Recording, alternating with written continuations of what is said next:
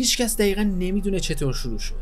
نه نقطه شروعی داشت و نه منطقی که بشه دنبالش کرد. اولش فقط یه ویدیو بود، یه فایل کم حجم و تصویری که توی تاریکی اینترنت پخش شد. تاریک، لرزان و بی‌کیفیت، ولی واقعی تر از هر چیزی که تا حالا دیده بودیم. تو ویدیو فقط یه راهرو بود و سکوتی که خیلی زود به ترس تبدیل شد. خیلی‌ها میگفتن این یک شوخی یا بخشی از یک بازی بچگانه است، ولی وقتی کسایی که رفتن و دیگه برنگشتن و اسمهاشون توی لیست گم شده ها به چشم می‌خورد، یهو همه چیز شروع به عوض شدن کرد. اون موقع بود که یک سازمان ناشناس با کدی به اسم پروژه ناکسن وارد عمل شد. نه از سمت دولت‌ها و شرکت‌ها، بلکه از سمت جاهایی که هیچ کس دربارشون حرفی نمیزد. جاهایی که ارزش اطلاعات مهمتر از جون آدم است. و طبق دستور یک تیم جمع شد با تجهیزات مناسب و یک مأموریت مشخص. باید وارد اون فضا بشن، مستندات رو جمع کنن و برگردن. ولی چیزی که هیچ کس نفهمیده بود این بود که اونجا زنده است. اون فضا فقط یه راهروی بی‌پایانی و یه ساختار بی‌معنی نیست. اونجا واکنش نشون میده، میشنوه و تغییر میکنه و هرچی جلوتر بری بیشتر حس میکنی که توی اون غرق شدی. اولش همه چی نرمال به نظر میرسید. چند اتاق خالی، چند نور خراب و صداهای خفه که از دور به گوش میرسید. ولی بعد چیزایی میبینی که نمیتونی فراموش کنی. یادداشت‌هایی که با دستخط خودت روی دیوار نوشته شدن و درهایی که قبل از اینکه تصمیم بگیری باز میشن. اونایی که برگشتن، البته اگه بشه اسمشو گذاشت برگشت، دیگه مثل قبل نیستن. چیزایی با خودشون آوردن که دیده نمیشه. صداهایی که فقط شب‌ها شنیده میشه. ما آخرین تیم نظامی هستیم. همه چیز ضبط میشه، همه چیز مستند میشه. ولی هنوز یک سوال باقی میمونه. اگه اینجا واقعا برای بلیدن ما ساخته شده، پس چرا راه ورودش اینقدر واضح بود؟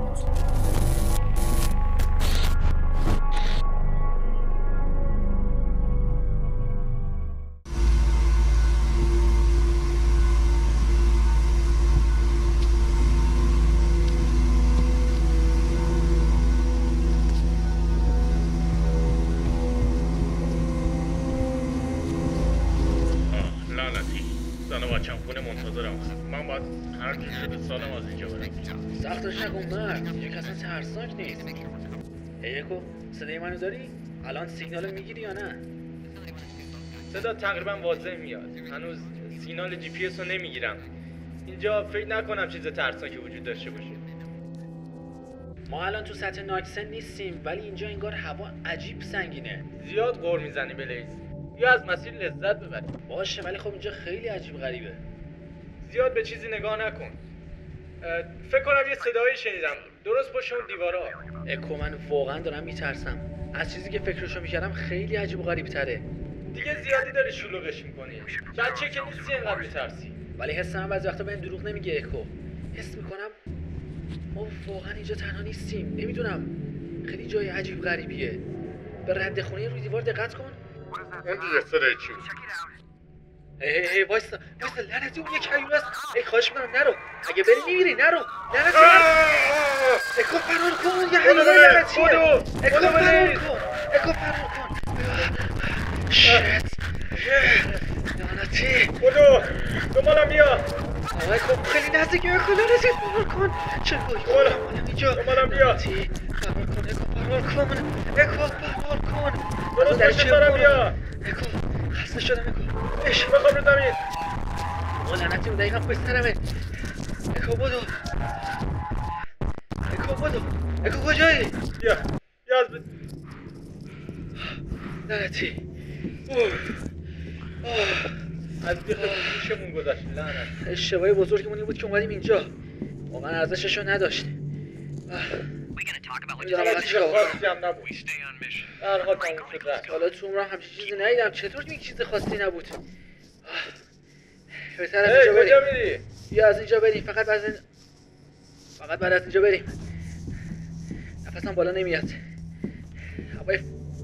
هوای سنگینیه.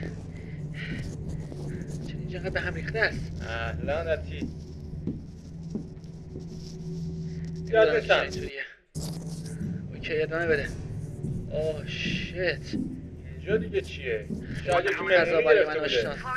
این فضا برای تو آشنا نیست؟ اکو من انگار همه اینجا رو تو خواب دیدم. نمیدونم چرا پسر اینجا واسه من انگاری اومدی آشناست. مهد کودک.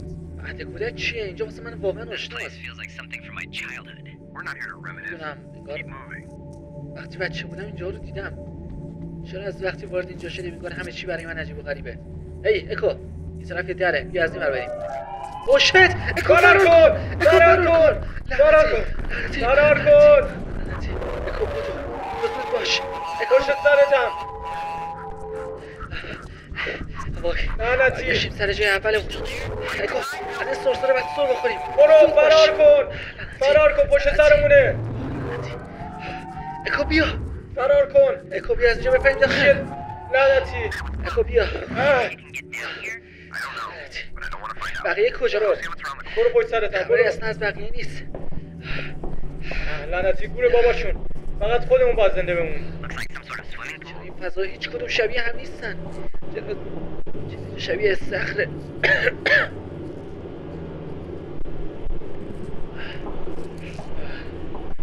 لعنتی باید به مسیرمون ادامه بدیم. من باید چیکار کنم؟